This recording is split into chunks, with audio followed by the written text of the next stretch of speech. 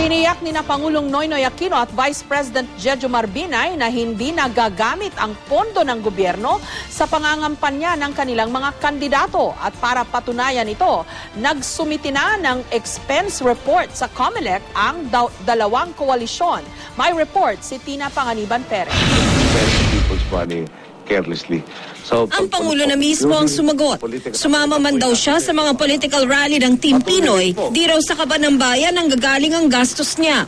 Kahapon ko na siya ng 3 militanteng grupo ang paggamit daw ng Pangulong Aquino ng pera ng gobyerno sa pagsama nito sa kampanya ng Team Pinoy. Pero siyempre, bilang Pangulo, kasama raw talaga niya ang kanyang Presidential Security Group at ilang staff. Even I'm very particular about expenses. Pati yung, siyempre kakain din naman kami. And as much as possible, out of pocket ko to. Except of course, sasabihin ng kritiko, as proof. Yung PSG nagsisecure, nagsisweldo dyan, gobyerno. So, unless they require me to leave the PSG during a political rally, siguro pala we pare down the expenses.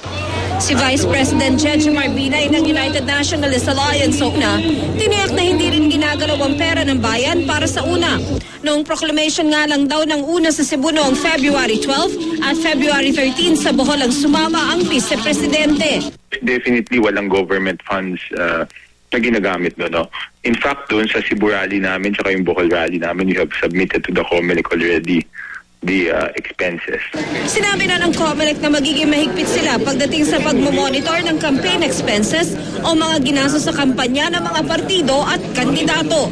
Ang Team Pinoy, nagsumite na ng ginastos nila sa kanilang proclamation rally sa Plaza Miranda. Gumastos daw ang Liberal Party ng halos 1.9 million pesos para roon. Sa isinumite ng LP na expense report sa COMELEC, walang nakalagay na mga contributor o mga nag-donate. Hindi rin naka-itemize sa mga gastusin. Ang una, nagsumite na rin sa COMELEC Cebu kung saan sila nag-proclamation rally. Umabot daw sa mahigit 840,000 pesos ang kanilang nagastos doon. Naka-itemize ang kanilang gastusin sa kanilang report.